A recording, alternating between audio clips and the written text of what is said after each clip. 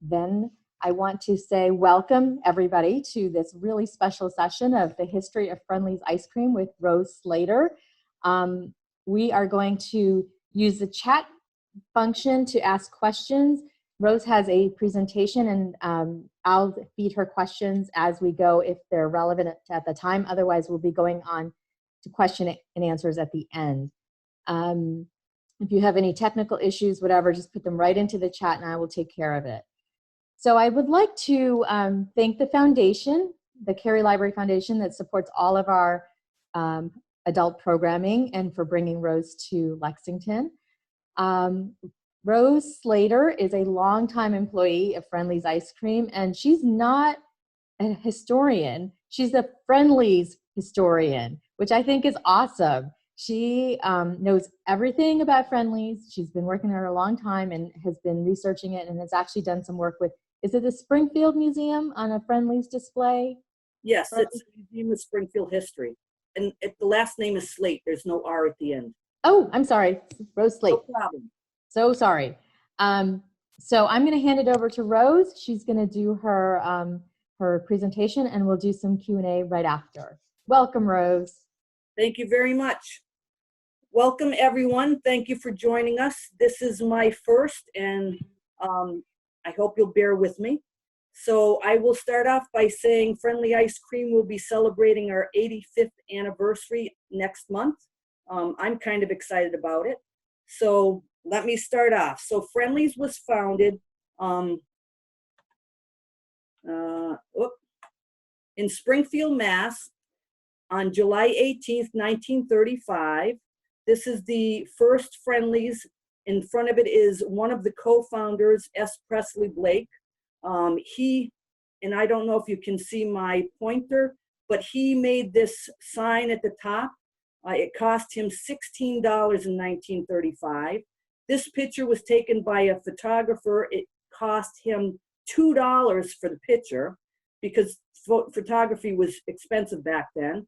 And he had to come outside to have the picture taken because the photographer did not have a flash.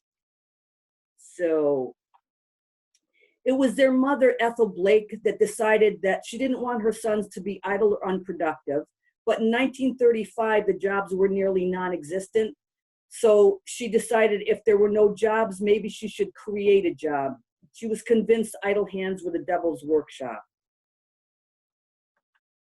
So this is a picture taken later on of S. Prestley Blake here on the left and Curtis Livingston Blake here on the right.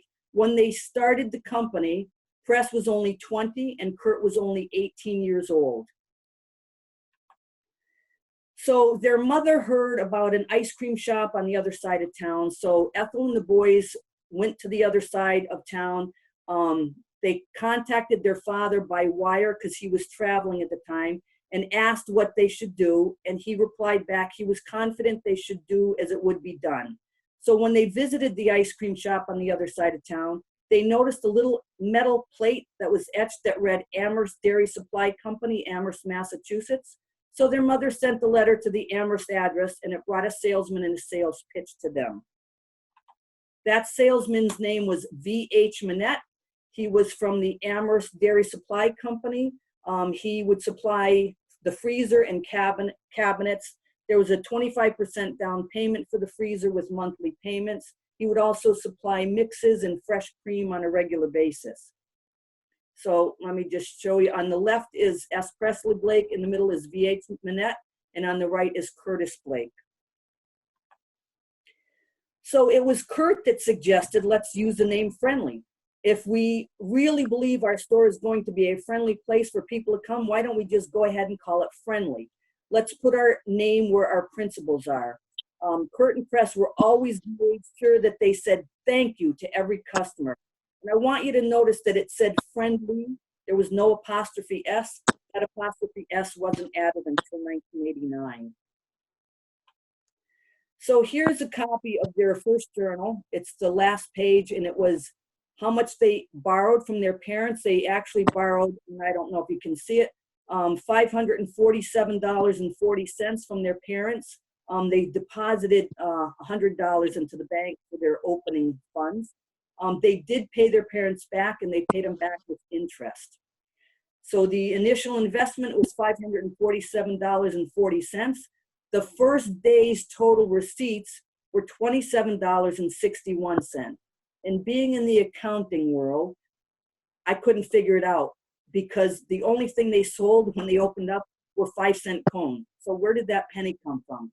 So I asked Kurt Blake, who was the finance guy at the time, I said to him, okay, $27.61 does not divide out by 5 cents. Where did the penny come from? And he started laughing. He said he couldn't remember if it was a tip or if they found it on the ground. But back then, a penny was a lot of money, so they put it in the till.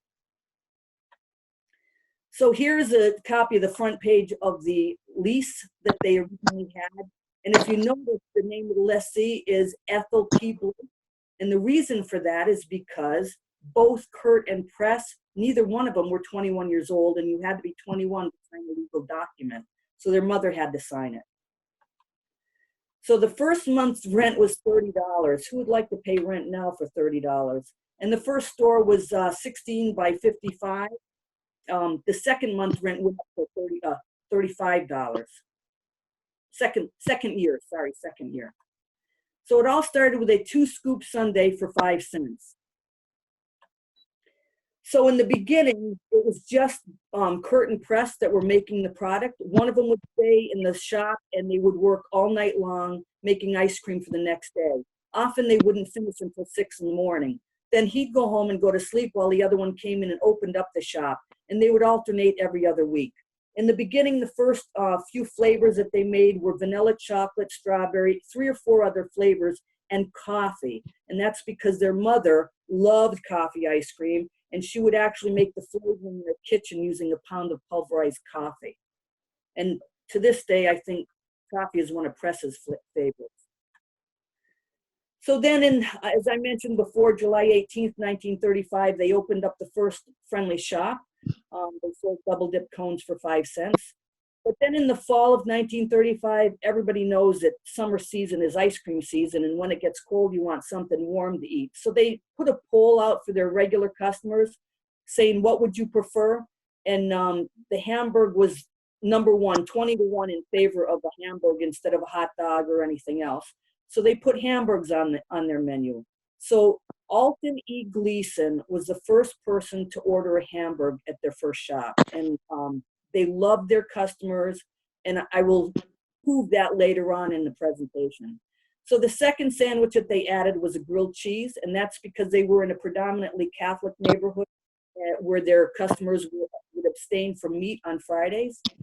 Then in 1935, the first employee that they hired, they paid them $14 a week, which happened to be $11 more than what Kurt and Press were paying themselves. They were paying themselves $3 a week because they still lived at home with their mom and dad, and they could afford to live on $3 a week. Plus, they were working 7 days a week, so they didn't have a lot of time to spend money. But in 1935, the most popular flavor of ice cream was vanilla.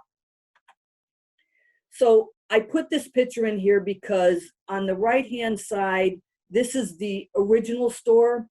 The landlord said to them, hey guys, if you don't mind moving next door, I will build you a bigger, better store to your specifications because the finest grocery store next door would like, First National, would like to expand. So they agreed to that. So this is the only picture I've ever seen with both locations. And again, this Friendly ice cream sign right here over the first one, that's one that Pres Blake made himself. And that sign right now is currently in the Museum of Springfield History in Springfield, Mass. So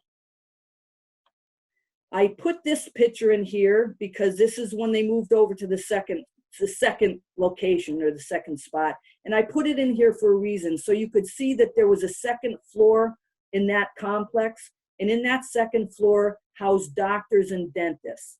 And I say that because that's where my family physician was. So when I was younger, and I'm not 85, but I'm getting closer. When I was younger, our family physician was on the second floor here. And if we went to visit him and we were well behaved, we would get a ice cream cone certificate so we could all get an ice cream. So the love from Friendlies started for me when I was very, very young. And I still love Friendly's. What can I say? So in the 1940s, they opened up a second store in West Springfield, Mass. On November 14th, 1940. And then in 1940, and I laugh about this, they turned out 23,000 gallons of ice cream, and they scooped over $8,000 worth of cones. But then the war broke out. So in 1943, they put a sign in the first store saying, "This store is temporarily closed until we win the war." So they were so confident we would win the war that they knew they would win the war and that they would be reopening. They originally said only the Springfield store would be closed, but in 1944, they also had to close the second store. Then somewhere between 45 and 46, both stores did reopen. So this is the grand opening of the second store in West Springfield on November 14th. This person right here on the right-hand side at the cash register, that would be Kurt Blake, and then some of their employees for the grand opening. I put a picture of the second store so you could see what it looked like. It has a bow window and then doors on either side. Of course, who wants to have a car like this? Probably me. And I also put an aerial photo of this second store so you could see that the property they owned with the second store went down a level in the back. That became very handy. After the war, they used that to build a manufacturing facility. So I don't know if anybody knows what this is, and when I am live at the libraries, I usually ask for people to guess, but I'm going to tell you, I'm sure you all know, these are ration coupons. So sugar happened to be the first commodity that was rationed during the war. They called it the #1 book, or the sugar book, in May 1942. So fortunately, ice cream makers, bakeries, and other commercial users were given about 70% of their normal usage. Well, that's great, but both of the stores were closed during that time, so what are they going to do with it? You could not resell sugar, but you could do other things, and I'll get to that later. So here's a picture of the store, the sign they put in the first store saying, Boston Road store only is going to be closed until we win the war. And they did close West Springfield shortly after that. So during the wartime, Kurt spent a few years in the Army, and he was in Europe. Pres was married with a baby girl, so he was ineligible for the draft. However, he did work at Westinghouse as an expediter for war-related material. So things like wood and metal were not easy to come by back then, so he would expedite and get the materials to build the different war-related things. Kurt and Pres sustained a steady line of communication, mostly through V-mail, which was also known as Victory Mail, and it's not related to email, but it was probably its predecessor. So if anybody doesn't know what V-mail is, ask me later and I'll explain it to you. So the Friendly, even though the stores were closed, the production facility was not idle. Pres found a way to utilize wartime quotas of raw materials, especially sugar. So Pres and one employee on nights and weekends made a limited amount of ice cream and fountain syrups to be sold to different distributors. This limited operation created a source of income, which resulted in a bank account of $70,000 when the Friendly stores opened after the war. Now, $70,000 is a lot of money now, but back then it was a ton of money. And being in the accounting world, I had to look it up. So the value of $70,000 back in the 1940s would be over $1 million today. And that's how hard Pres was as a worker. He was then, he still is now at 105. He just doesn't slow down. So I thought this was amazing. So here is remember I showed you the picture of the second store, how it had the bow window? Well, if you look at this area on the right-hand side, that's the bow window with the two doors. This was the second store. They bricked it up. They added brick office space. And let me show you the next slide. So this is the second store right here. So that's still a restaurant. They added in office space plus manufacturing facility in the lower level. They made everything from friendly cola to orange soda to the syrups and toppings, and they did meat packing, and they did everything. And they used to have a saying that we make everything in a hot fudge sundae except the cherry. We leave that up to Mother Nature. So, and they were smart enough to have the access be away from the restaurant. So you would go to the lower level down this roadway. So all the distribution, shipping, and receiving would not interfere with the restaurant business. This is one of my favorite pictures. Originally, I had put this in there that this was a first delivery vehicle, but then Kurt corrected me and said that was not a delivery vehicle. It was a transport vehicle. So I said, well, what's the difference? They would utilize this trailer here to transport stuff between West Springfield to Springfield. So it was a transport vehicle. Now, the other thing that amazed me is Kurt built this himself with a kit from Sears and Roebuck, and it only has one wheel. If you look underneath the trailer on the right, left-hand side, it only has one wheel. I'm like, how in the world would that work?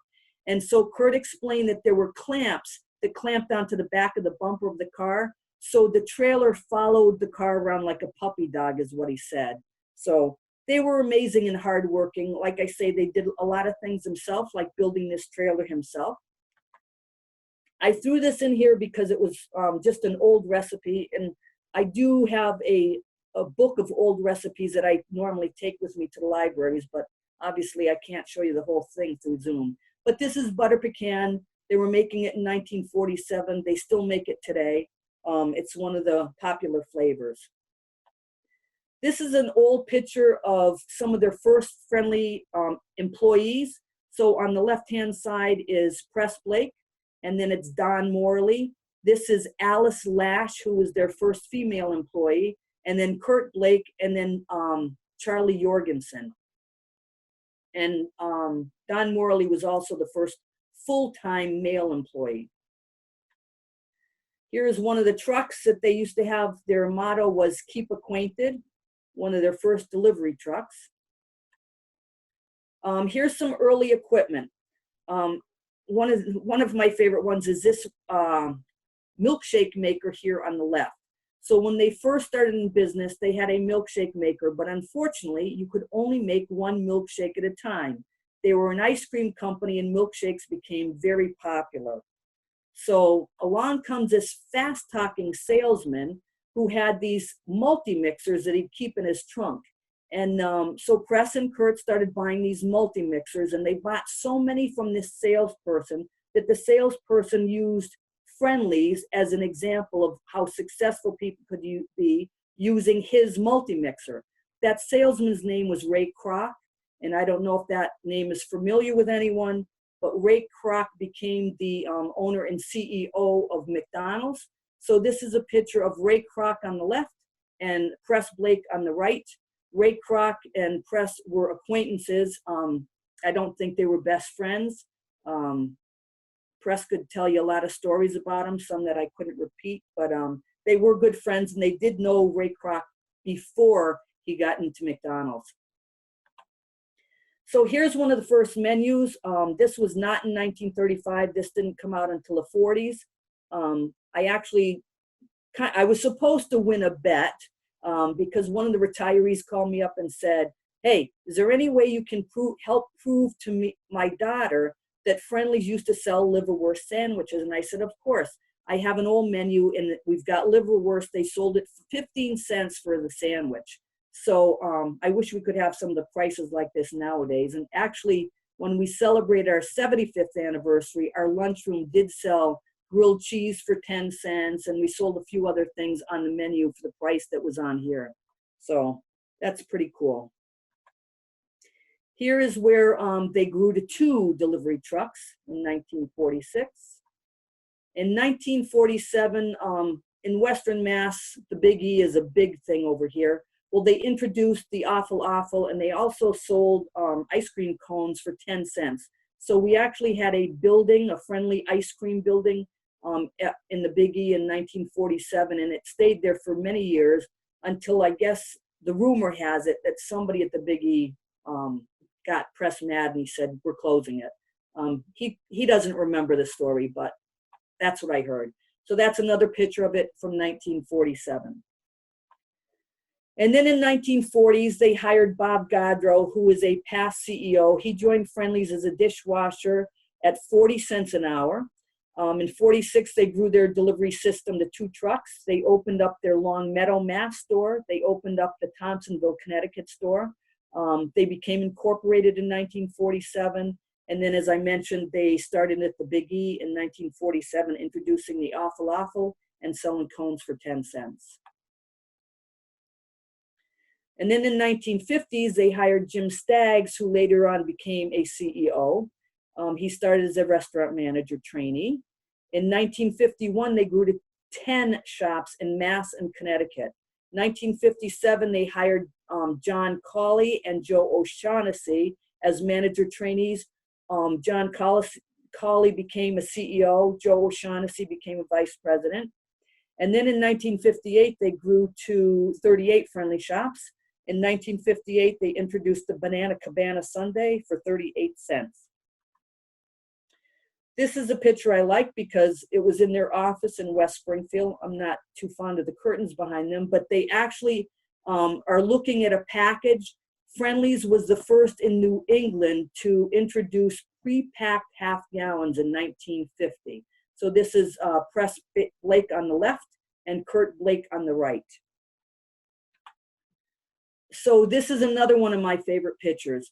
So as they were expanding, they opened up a shop in Worcester on Highland Street, and they dedicated the building to J.C. Penney. So on the right-hand side, this is Kurt Blake here, and then Pres Blake, and right next to Pres Blake, this gentleman right here. Oh, sorry. This gentleman, the third in on the right, is James Cash Penney, better known as J.C. Penney. He was a mentor of theirs, and he became a good friend of theirs. So this is the plaque that they put at that restaurant dedicating the building to J.C. Penney. And this is Kurt Blake, Pres Blake, and J.C. Penney with another plaque that they dedicated for him. This is Pres congratulating him. So as I mentioned, he was not only a mentor, but he was also a friend. And he told Pres and Kurt that they could be both ethical and prosperous. And they had to be ethical, but so didn't every employee right down the line. Dishonesty of any sort could never be tolerated. So when J.C. Penney passed away, his wife sent Pres a telegram saying that her beloved Jimmy had suffered heart failure and passed away on Friday morning, February 17th, and was providing Pres with all the details for the funeral services. So in 1959, they broke ground for this facility that is now located in Wilbraham, Mass. They had their official opening in 1960. They dedicated the building to their parents. So this is a picture of the, at that time, mayor of Springfield, Mass, Charlie Ryan on the left. Kurt Blake is shaking his hand. Next to Kurt is their mother, Ethel Blake, and next to her is their father, Herbert Blake. So this plaque is still at the facility at the front door. It said the building is dedicated to Mr. and Mrs. Herbert P. Blake with warm affection and appreciation for their confidence and encouragement and for their qualities of personal industry and vision they inspired in their sons, the founders of Friendly Ice Cream. So this is an aerial picture of what the place looked like in 1960. And if you notice, there's just one building. I will have an aerial photo later on that shows what it looks like now or a couple of years ago. This is a picture of Bob Sloat working at the freezer. It's a 460 freezer. It had 4 cylinders, so it would produce about 300 gallons per hour. This picture also happens to be at the Museum of Springfield History. And I told Bob, I said, you need to go down there and check it out because your picture is about 3 feet tall and the picture of Kurt and Pres is only about 12 inches tall. So when Bob Sloat, who's a very quiet and shy guy, went down to the museums, he was standing next to the picture of himself when a family from New Jersey came in, and they kept looking at him and looking at the picture, and his sister said to the family, this is him. So they asked this guy for his autograph, and he was absolutely mortified, but I love the story. So as I mentioned before, Pres and Kurt truly appreciated all of their customers. They always would thank every one of them before they left the store. So they decided to get a little upscale with their restaurant. So they opened up a steak and Sunday shop in Longmeadow, Mass. in the 1960s. And when they did that, they were selling steaks and Sundays. They decided to invite Alton E. Gleason, who was the first customer ever to order a hamburger in their first restaurant, to enjoy the first steak in their steak and Sunday shop. So this is Kurt Blake on the left, Pres Blake standing up, and this is Alton E. Gleason on the right. He owned a paving company in Springfield that was not too far from the original Friendly's. So this is just their way of showing the customers that they truly appreciated them. So in the 1960s, they grew to 50 Friendly shops. The Friendly headquarters in Wilbraham, Mass. Was completed. Then in 1965, they doubled in size. They had 100 Friendly shops. In 1965, they introduced Friendly fries. In 1965, they also opened up their first shop in New Jersey, in Teaneck, New Jersey. And this became pretty important, and I will explain to you a little later why. So this is a picture of the first shop in New Jersey, in Teaneck, New Jersey. Now, I don't know about you, but I really love one of these cars. So this was in Teaneck, New Jersey. So I don't know if anybody remembers what the first Friendly shake was called before it was called a Fribble.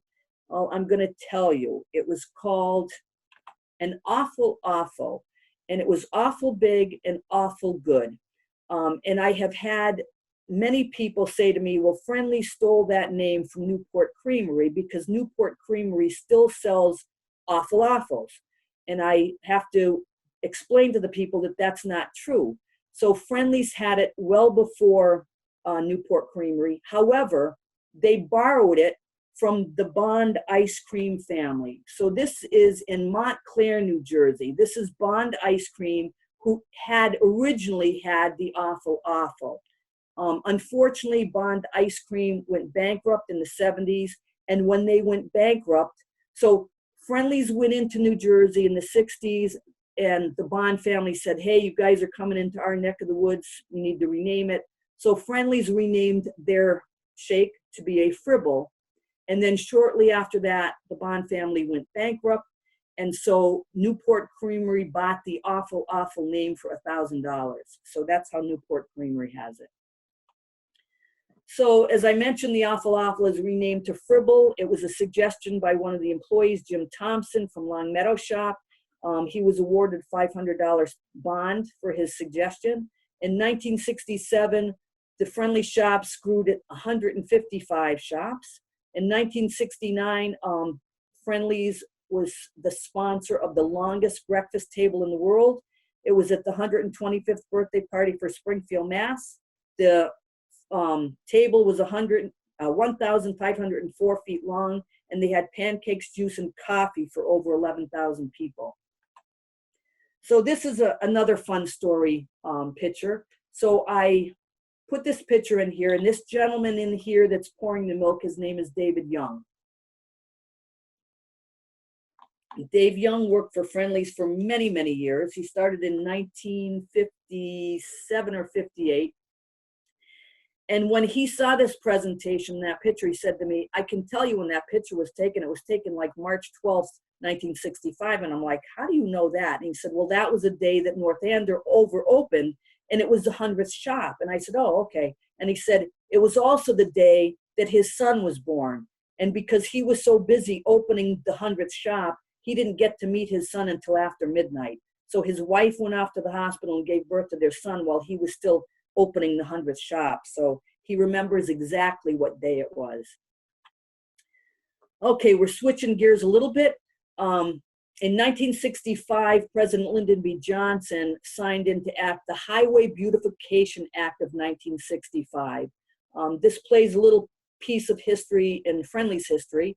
Lady Bird Johnson wanted all the highways cleared of billboards and junkyards and filled with green landscaping and wild flowers. So I know you guys are not from Western Mass, but this is what this spot looked like in the 1960s. Here's another picture of it in the 1960s. It was an old fruit stand, vegetable stand that was abandoned. Pres Blake purchased that land, and he had this sign put in on the side of the turnpike. They started it in 1972. This is before faxing and before emails. So they had called and got permission over the phone to install this, because back then there was no advertising allowed on the turnpike. So they had verbal permission, but once they put it in there, and the commissioner, the acting commissioner of the outdoor advertising saw it, he contacted the Massachusetts Highway Department and told them to go in and rip it out. So Friendly's had to get an injunction to stop them from ripping it out. When it went to court, they were smart enough to show the before pictures and the after pictures, and they were allowed to keep it. It was decided that it was more landscaping than it was advertising. I have talked to several people, and I've been told that this Massachusetts sign on the turnpike, you will see it heading west on the turnpike as you come into Wilbraham, and it says, "Welcome to Wilbraham, home of Friendly Ice Cream." I've been told that it is a Massachusetts iconic landmark similar to the Sitco sign at Fenway Park. So here's what the sign looked like in 2010. It's grown up quite a bit. It's still beautiful. So in 1971, Friendly Frank was introduced to the menu. So they still sell hot dogs. They had a groundbreaking for a facility in Troy, Ohio, so we could produce ice cream and distribute from out there. That place has since been closed.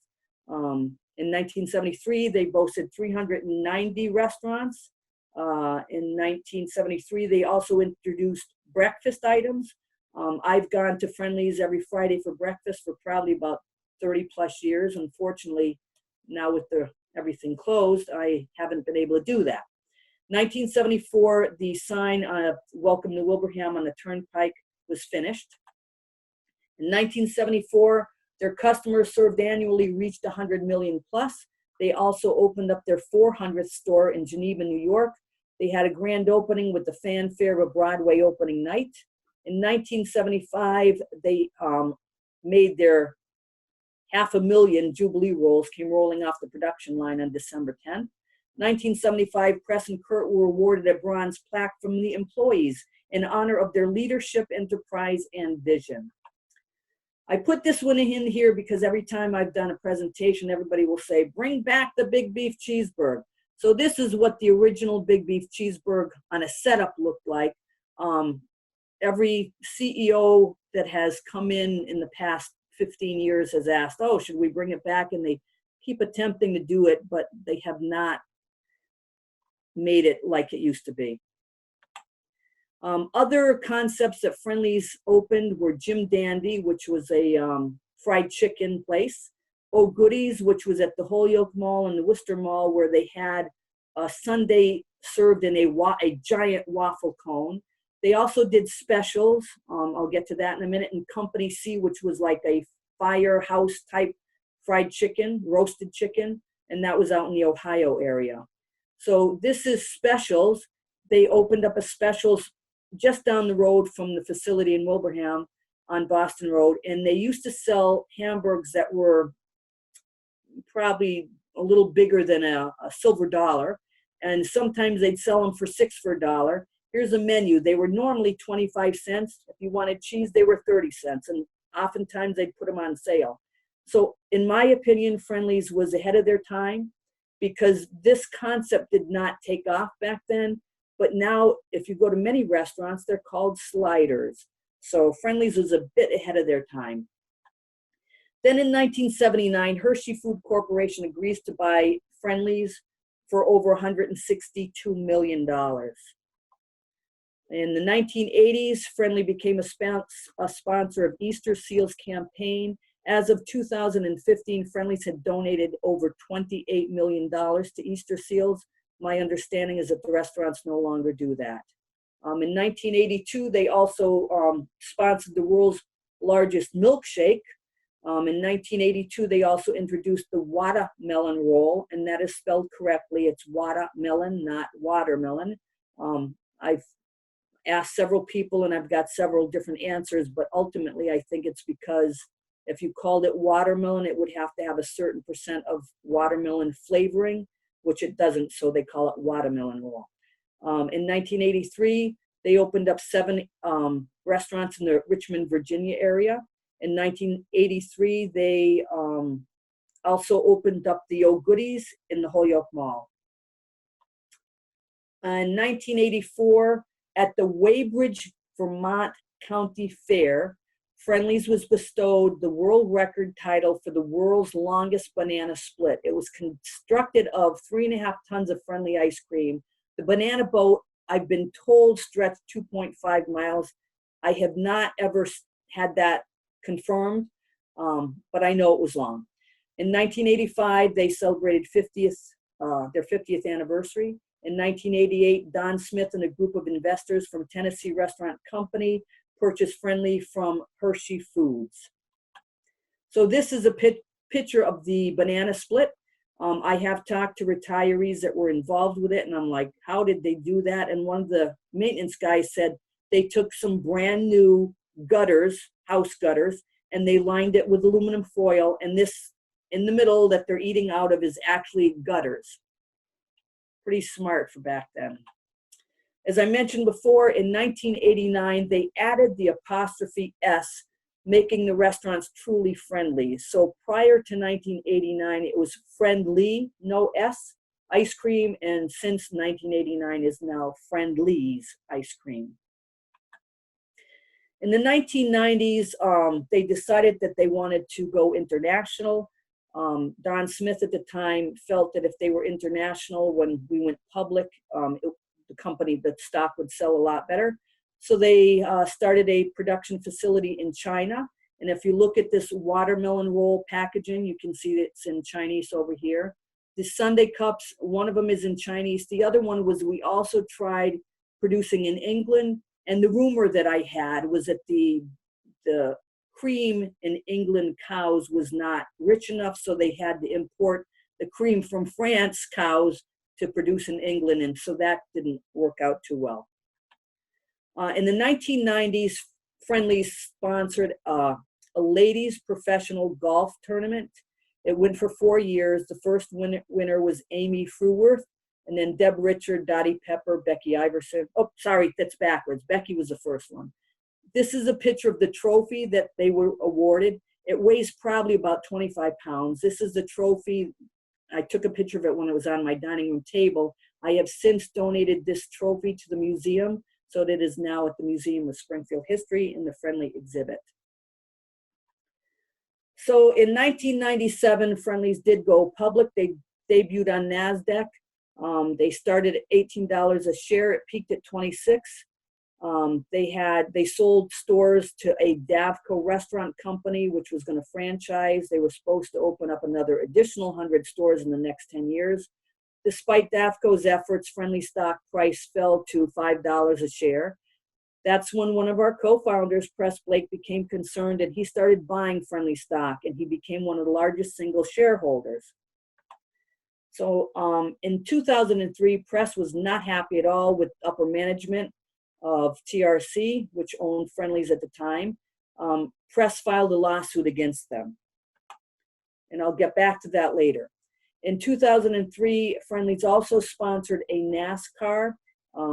Derek Cope was the driver. He drove in New Hampshire. I don't think he ever qualified for any of the bigger races. Here is a little bit of the retail history. So in 1987, Friendly's decided to branch out into retail. They started selling the half-gallon bricks at a supermarket chain in the Albany area called Price Chopper. And then in 85, they introduced the sundae cups. And then in 1998, they introduced the ice cream rolls. In 2004, they downsized the brick from 64 ounces to 56 ounces. In 2005, they introduced ice cream cakes. And since then, we've downsized to 48 ounces, I'm sure everyone is aware of. So in 2003, the retail business was growing so fast that we had to build a bigger, better freezer, a storage freezer. They also in 2006 had to automate.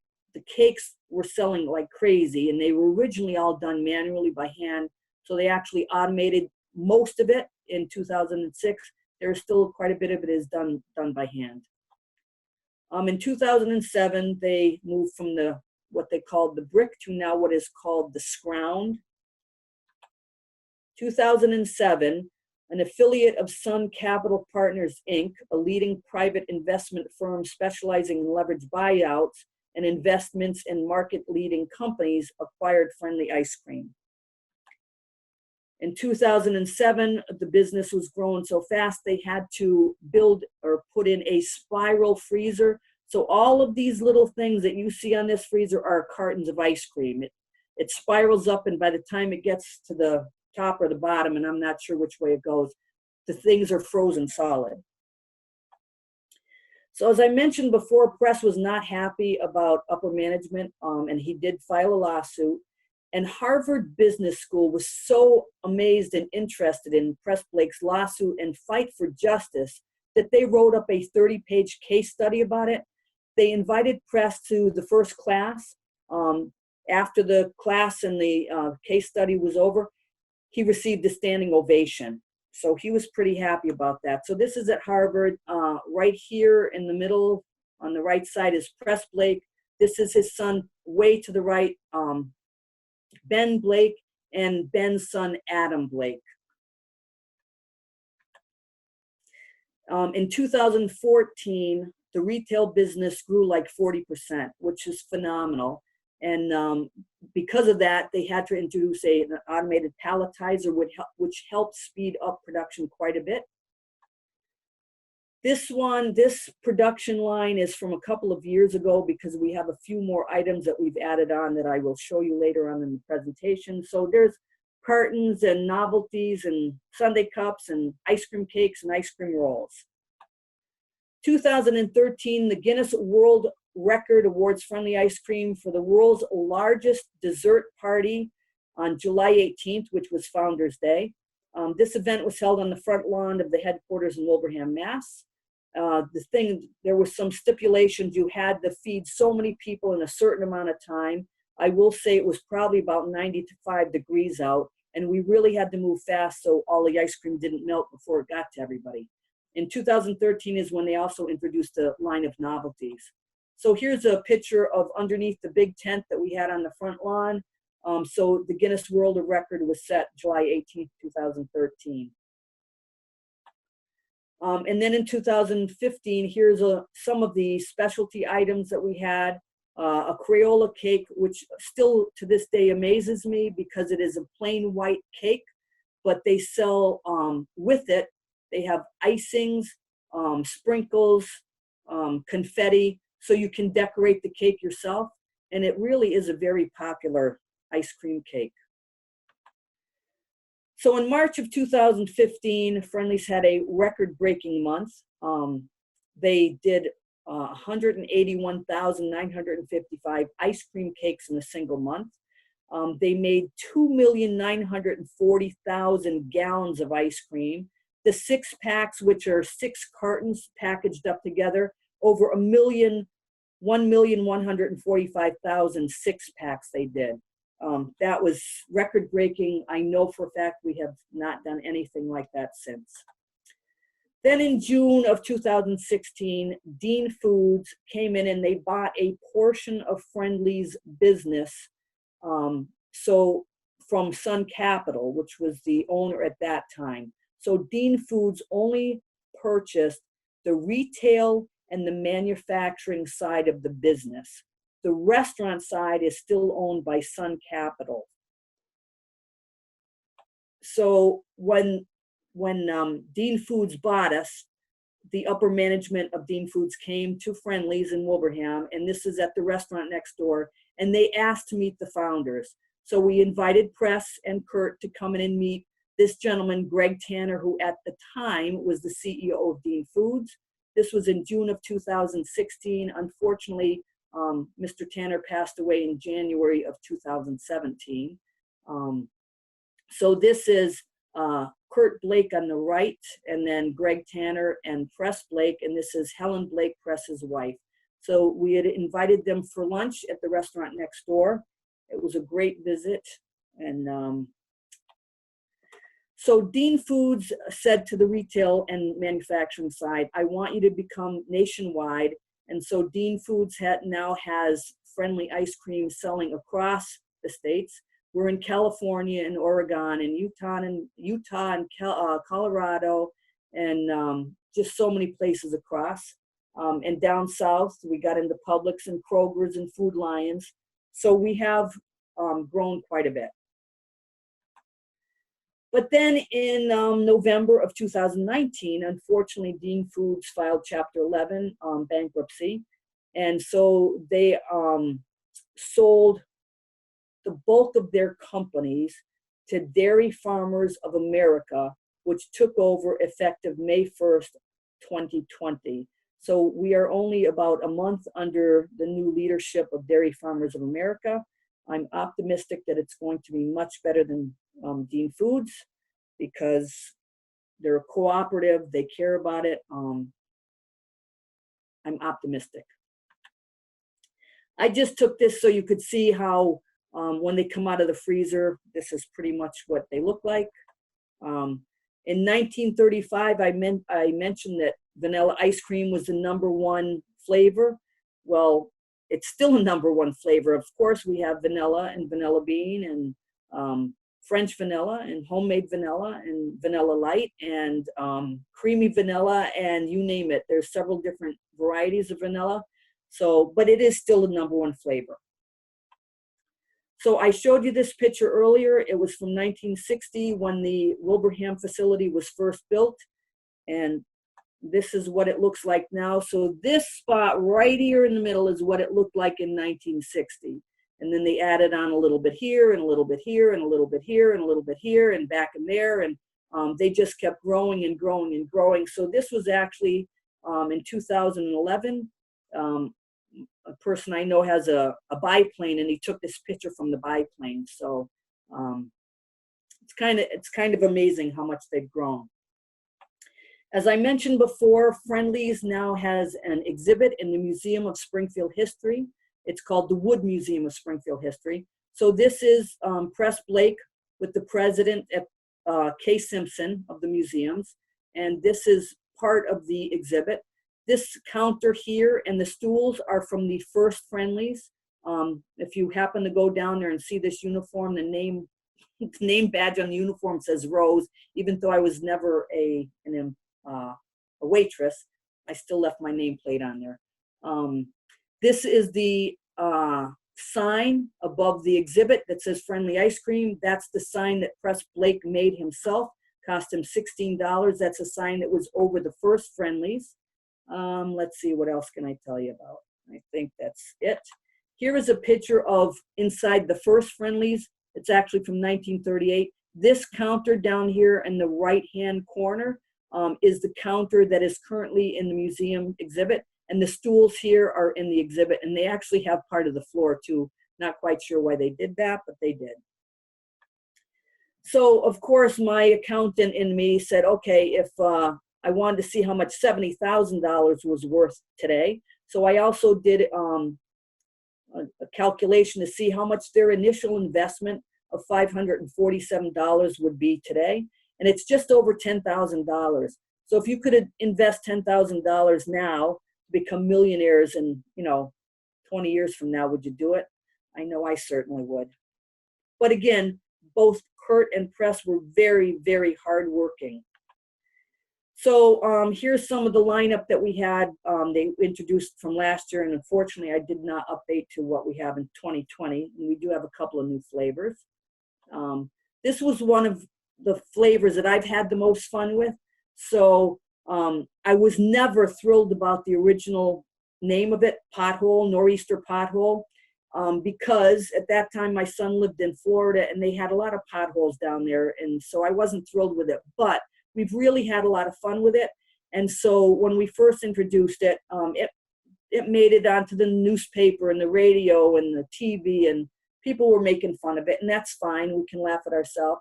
But I took cases of this, and I drove around to our Department of Public Works companies in all adjoining neighborhoods and towns, and I gave them a letter that said, thank you so much for helping to keep the Northeast pothole free. So here's some Nor'easter pothole for your efforts. We had a lot of fun with it. Another story that I had is that the Bangor, Maine Police Department was commenting about it on their Facebook page. That made it into our local newspaper. I brought that to our president's attention and said to him, look, at even Bangor, Maine is talking about it. Let's send them some ice cream. He said, absolutely. So I worked with our mailroom guy, and we packaged up some Nor'easter pothole, several 6-packs of it, into some coolers with some dry ice, and we sent it off to the Bangor, Maine Police Department. Well, whenever you send anything on dry ice, you have to have all these warning labels all over the package saying, warning, dry ice, warning, dry ice. So I didn't have anyone's name, so I just sent it, attention, Bangor Police Department. Well, they received it in, and it sat in their lobby, and everybody's saying, what is it? Who's it for? Well, because it was on dry ice, they assumed it was like some evidence that they had to put to their crime lab. And so everybody was afraid to open it. Well, finally, one of the maintenance men opened it and realized that it was just friendly ice cream.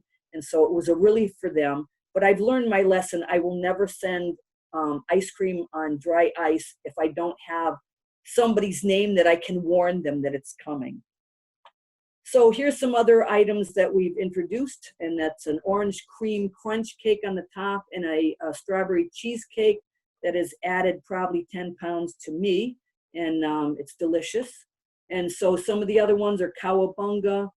Vanilla pineapple used to be a limited edition. It was so popular, it became a full-time flavor now. Last year, we introduced Summer Breeze. It's a lemon flavor that was quite delicious. And last year, we introduced some cake singles. This is stuff that when I normally go to the libraries, I bring samples of, and I apologize, but with the libraries not open, it's not easy to do. So anyway, so for every full-size cake that we have on the lower level, we have some cake singles. So we put this cake into a single serving that is 8.5 ounces, which is quite a bit larger than our sundae cups. But now we have strawberry crunch, chocolate crunch, birthday cake, and of course my favorite strawberry cheesecake, which I've got to stay away from. And then in 2020, we introduced a strawberry crunch cake and the chocolate crunch cake. Oh no, we didn't introduce, these became winners in the dairy product, in the Dairy Foods magazine. They were nominated to be the winners of the best new product of 2019.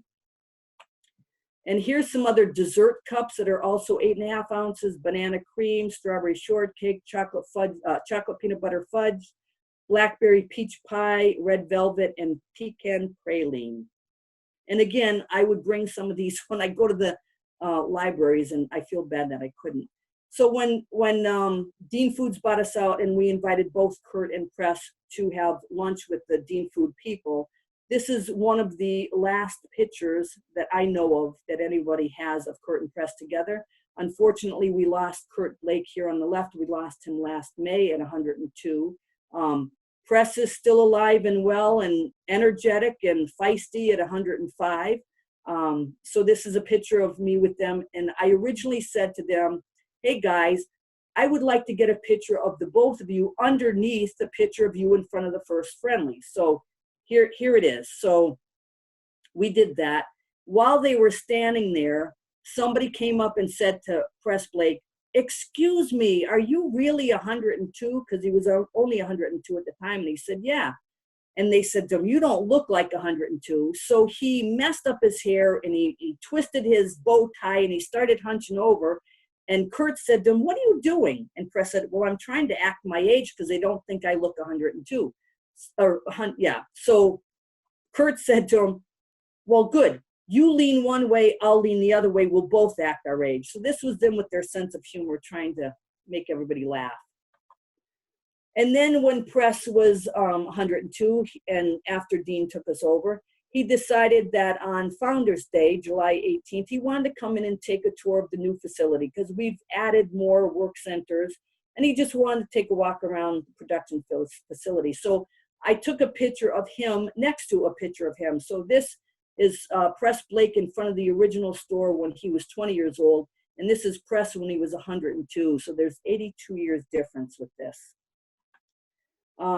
So another thing I oftentimes bring with me as a gift are some of Pres Blake's autobiography, and I will gift one of them that has been signed by him. And I took a picture of Press autographing the book so people realize that he's the one that really autographed it. It's not me. I put this one in here just for fun. So if you look at this, that's Pres Blake diving into the pool. I say head first, even though maybe it's not really head first. It could be belly first, but still at 103 years old, he was pretty feisty. That was him diving in his pool at their location in Florida. So when he was 99 years old, as I said, they are hard workers, have been, still are.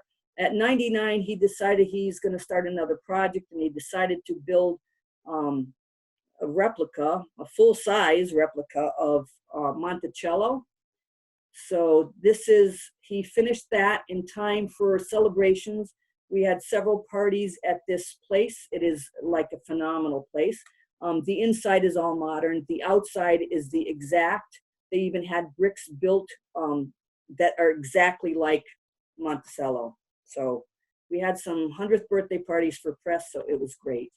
So people ask me, why do you think they were so successful? And other than both Press and Kurt being very hardworking, they are both, they never give up. They work hard. And this is one of my prime examples.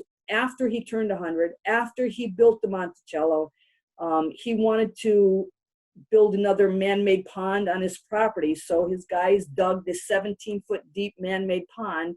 And this is after they put water in it. But when it was still just being built and there was only maybe about 18 inches of water in the bottom, Press drove out to look at it, and he saw some twigs sticking out of some rocks. So he got out of his gator, which is like a golf cart on steroids, and he pulled the twigs out, but then he proceeded to fall down to the bottom of this 17-foot deep man-made pit.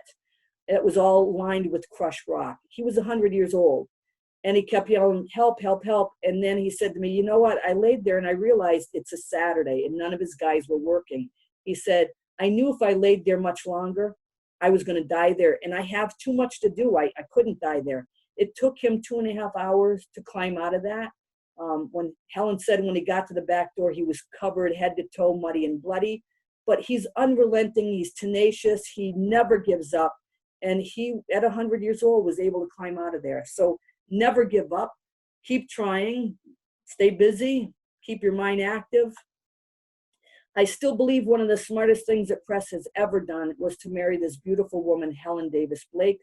She is amazing, incredible, and I think the best thing that ever happened to him. So moral of the story, in my opinion, is eat more ice cream. And Friendly's is truly trying to make the world friendly, one scoop at a time. And I guess now we can open it up to questions. I apologize for not having ice cream there to share with all of the people, but if you have any questions, if I don't have the answer, I know I should be able to find it.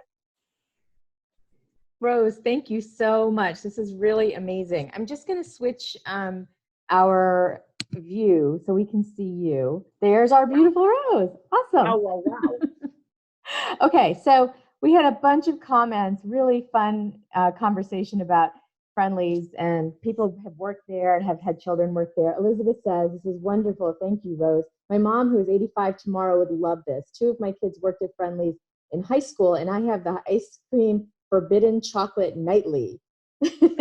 Awesome. So Coop had said, he's not here, he had to leave the meeting, but he said that he worked at Friendly's in 1970. I worked at Swenson, so I don't really count. Elizabeth also said that her aunt lives in Wilbraham, and I remember Swenson's in North Carolina. Nice. And Then I thought maybe the watermelon was because of the Boston accent, but I didn't hear anybody So back. that's one of the rumors that I heard. Oh, it's because of the Bostonian accent. I'm like, really? Watermelon? Well, So Ashley says, "Hi Rose, this presentation is fantastic. Can you talk a little bit more about your research process? It sounds like this has been an ongoing passion of yours. There's a bunch of great primary resource documents and photographs here, and I'm interested as to where you found them. Is there a Friendly's corporate archive, or were most of these found in the Springfield Museum?" none of the above. I am their archive. Unfortunately, we had a CEO that did not appreciate Pres Blake's lawsuit. So any of the historic stuff that we had at that time has been destroyed. He did not want to see any likeness of Pres in our company. I shouldn't be saying this now that this is being recorded, but anyway, so I have a lot of it, and I do have a lot of the old pictures. I also went to the Blakes, Pres and Kurt. They have given us a lot of their old pictures, who one of my coworkers has had made copies, high resolution, so I do have digital files of them. So I'm the one that worked with the museum and gave them the information. They did not give it to me. So, and honestly, I listen to stories. I'm good friends with a lot of retirees. I go to the retiree picnic every year. I worked with Pres when Pres did his autobiography. So I learned a lot with him. I've talked a lot with Kurt. So just over the years, I've picked up a lot. And as I mentioned, I've been going to Friendly since I was 3 years old, that I can remember. I've always loved Friendlies. I've worked there quite a long time. So just from gathering information, and when retirees leave the company, if they have old newsletters, they give them to me. So I have old newsletters from the 1950s, 1960s, 1970s. So I just look at them and research, and that's where I get my information. Do you know when the first New York Friendlies opened? The first one, I know when the 400th one did. I don't know, but I'm sure I could find out. Okay. Do you know how many retail stores there are now? So when you're asking retail stores, I know this is terminology, but retail for me is what is sold in the grocery stores, because I am currently on the retail side and manufacturing side, and we sell to the grocery stores as well as the restaurant side. But so if you're asking about the restaurant side, unfortunately, we had grown to about 800 restaurants, and now they're down to about 200, or probably less than 200, unfortunately. Restaurants is what they meant, so that's good. Okay. Yeah. Ashley says she remembers loving the Clown Sunday as a child. When was that introduced? So I think the clown was like a wizard, with the Conehead Sunday. They call it a Conehead Sunday, and the kids love it, and they still have it. And I'm not sure when that was introduced. I think I might have that information I have a list of dates on my computer, but obviously I can't get to it right now. So if you want to send me those lists, the questions, I will see if I can get those answers. Sure, I can do that. So I'm going to make another comment on my own. I've been doing these in different libraries, and I do it because I love it. And the first probably 30 that I did completely on my own time, on my own dime, because at that point the company wasn't cheering me on. So I do it because every time I do this, I have some stories from people that say, this Friendlies was my wife and I's first date, and we worked together and we met at Friendlies. Or there are so many unbelievable, fabulous stories that it melts your heart, and that's why I continue to do this. Well, you're amazing. I'm actually wondering, you said that you're thinking about retiring pretty soon. What will you do with this archive of all this stuff that you have? Will it go to the Springfield Museum? So Pres Blake at 105 is cleaning out his attic, and they've been giving me more and more historic information, historic stuff. So it depends on what it is, but two of Pres's grandsons have been collecting historic data from Friendly's. So I have like the first bank book from Friendly's that started on July 15th, 3 days before they opened. I have that first one. It's awesome. I love it. And I am reluctant to give it to the museums because if it's paper, they will not display it because the lights in the exhibit will ruin the paper. So I may prefer to give it to one of the family members. Do they have plans for it, or are they just I know for a fact 2 of Press's grandsons are collecting historical stuff, and I've given them other stuff in the past, but I would rather have a family member keep it than to have it in the basement of the museum where no one will ever see it again. Right, absolutely. So last question is, who owns the restaurants now? Sun Capital. Sun Capital. So it's not Dairy Farmers of America?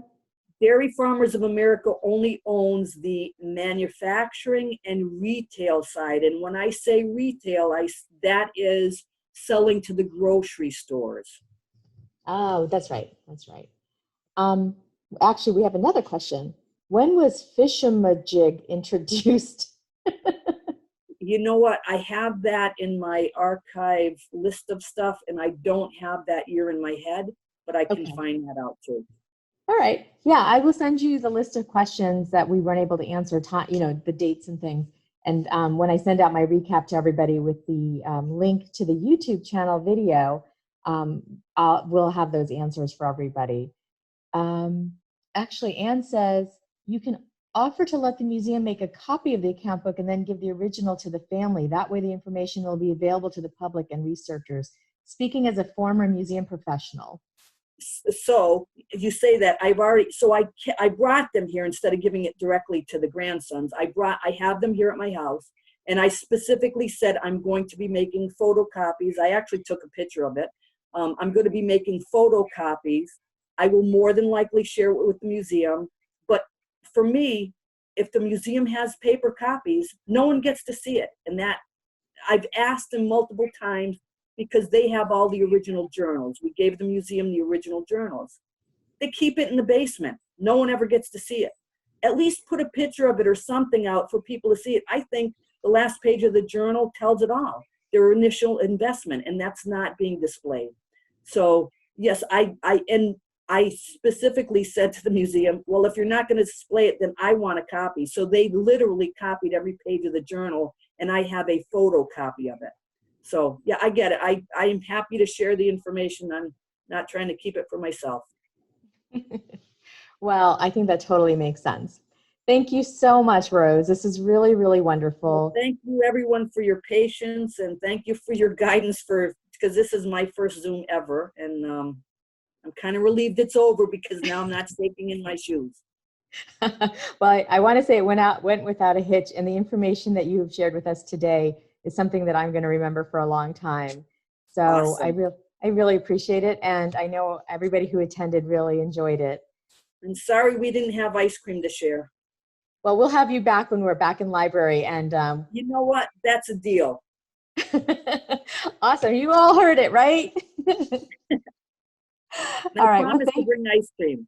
Okay. Well, I'm going to ask everybody to say goodbye. And Rose, if you could stay for a minute, that would be awesome.